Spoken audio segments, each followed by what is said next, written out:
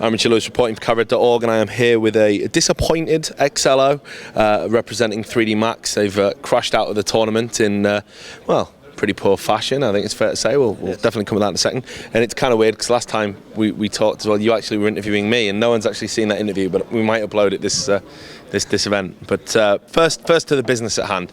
You've come here and you've maybe underperformed a little bit. Can you shed some light on why that was? Well, I mean, I think that most people are kind of underestimating the group that we actually had. I mean, Hawks is a really good team, and so is Games. Just look at the way that they've been performing as well.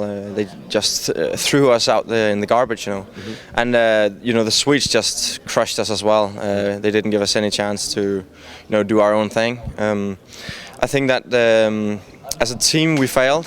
Mm-hmm. Gravity was probably the only one that really stepped up. The rest of us was just, like poorly, doing things sometimes, but not well enough.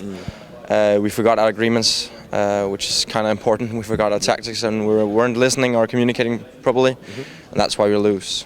It's kind of weird because the Danish scene is perceived to be very strong, but there have been some notable poor performances from Danish teams at LAN events, and now you're in that group, unfortunately. People are kind of starting to say that Denmark's getting a little bit of a reputation for being onliners. Not as bad as Germany, not yet. Not as bad as Poland, no. Not yet, but maybe third in that list. What do you think about that? Well, I don't know. I think it's hard because I don't think there are any excuses that that can be used properly. Sometimes things just doesn't work out, and I mean, I think that our preparation for this event could have been better, but it wasn't bad at all either. But I noticed that some of the things that we lose on is because we haven't met it before, and I mean, perhaps that could be a part of the equation as well for other teams. But I don't know the exact point where we fail when we come to LAN, because we have plenty of Danish LANs. I mean, so it's not like we haven't been LAN before. I just can't pinpoint it though. Let's talk a little bit about 3D Max as well, kind of the team. I know the organisation's been through a lot of changes. I mean, at one point they were supporting Americans and they were supporting French. Now they're obviously invested into the Danish scene. How have you been finding them? I know obviously if there was anything bad to say, you couldn't say it maybe, but how's it been? Has it been good? Well, I mean, I've been talking to the organization, regularly, and I think it's they've been great at supporting us. I mean, of course, they have to pressure us at some point because they need some results. Mm-hmm. So I think it's been very fair actually. They've come and said, okay, you need to step up right now, and then we stepped up, and then you have to step up again, and it's always like this roller coaster thing going on. But all in all, are you worried? No, I'm not. That you get dropped when you go back. I'm not worried. I think that it would be a sad thing if we lose 3D Max. It's a great organization, and we are in a great dialogue with them all the time. But no, I'm not afraid. But it would be sad if they were to kick us. But is that a possibility? I mean, were you given any goals before you came to DreamHack? Because obviously it's a big event, and in terms of CS:GO, it's probably the one that's going to get the most exposure in 2012. So, I mean, did they say we want you in the knockouts at least? No, they haven't said that you need to get there, but perhaps that's an agenda that they haven't told us. But I mean, no matter what, I think that we will talk with the organization after this, and just level both of our goals and ambitions, and then see if we can work together after that, and then hopefully we'll work something out. How have you been finding CS:GO? Because I know when last time we talked, was it Assembly? It was in Finland.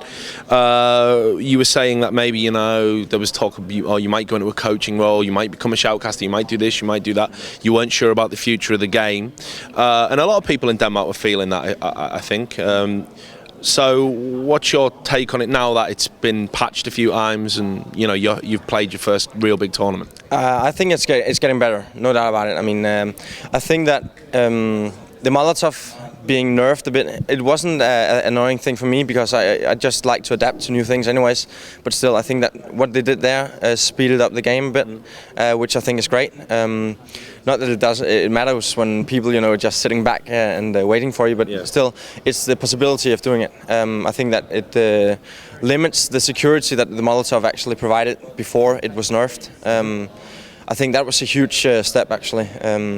I don't know if I want it banned though, but that's another thing. But still, I think it's getting better all the time. What about in terms of just how it handles when you're kind of in those competitive clutch moments? Does it feel, do you feel as confident of winning a round, say, as you would do when it was CSS, or do you still feel like you're on this big learning curve? No, I still think that's a learning curve. I read somewhere that it takes 7 years to be an expert in an area, and I've played CS for both 1.6 and Source and Go for 7 years now, and I'm still not an expert in the area. I think that, and there are updates coming as well, so you have to adapt every time. And at this moment, I don't feel like I'm comfortable enough, to I know that I have this shot right now. I know that if I do this, it will work. By time, it will come, but right now I don't feel that way. But it's just a matter of time. What about the balance of the team you've got currently? Are you feeling this is the team that you're going to keep going forward? Because you have said that people underperformed, and it was the old boy, the veteran, that played so well for you. So is there any chance that you're going to maybe have a little bit of a shake-up? Well, I haven't actually thought about it yet. I was mad, and the thoughts are running around, but a change in the lineup hasn't crossed my mind yet.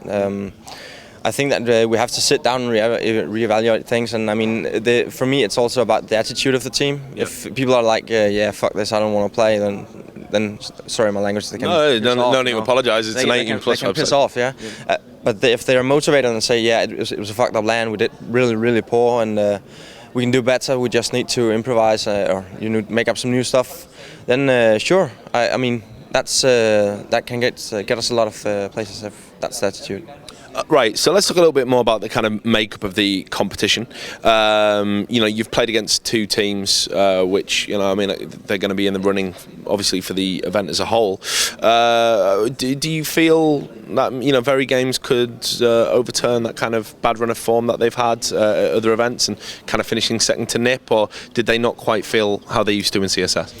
When we played them today, I felt that they were reaching their whole level, but that's easy for me to say. We just got run over, so but it was a close game versus Hawks for them, and I think they're getting better all the time, and I know that Existence is very great at looking at demos and adapting their own play, and working out small stuff that gives them advantages all the time. I think they will become better, and I think they will be better at this land. What about in the other kind of groups? We've seen the Brazilians do well. Fellow Dane, CPH Wolves, obviously Nip. Don't need to know about them. ESC went out, which was probably a bit of a surprise. Mouse Sports UK is still in there. So there's been. There's some great teams here. It is the strongest lineup of a CS:GO event. If you had to pick your top three, I'm guessing you're going to include Very Games in that. Who else would be there? Well, I would say Nip, Very Games, and I think Wolves. They just ran over that group as well. A possible outsider might be the Swedes. Absolute legends. They played very well against us, and if they can keep up that level, then I think that they can go far as well. Is it weird that a team like that kind of is doing well in Go? Like, we've seen quite a few teams, like there was Bikey in the French scene that kind of went to the ESWC qualifier, and they're not particularly well known, and now obviously Absolute Legends. I think people saw them as finishing bottom of your group, and as you said, they've played brilliantly. Yeah. Is because it's a new game, are we going to have to accept that new players are going to happen and random events are, random results are going to occur? Yeah, well, I think, as I said before, I don't feel comfortable enough in the game yet. So, when people are getting to that point where, they know what they do is working, then you will start to get a more, stable scene.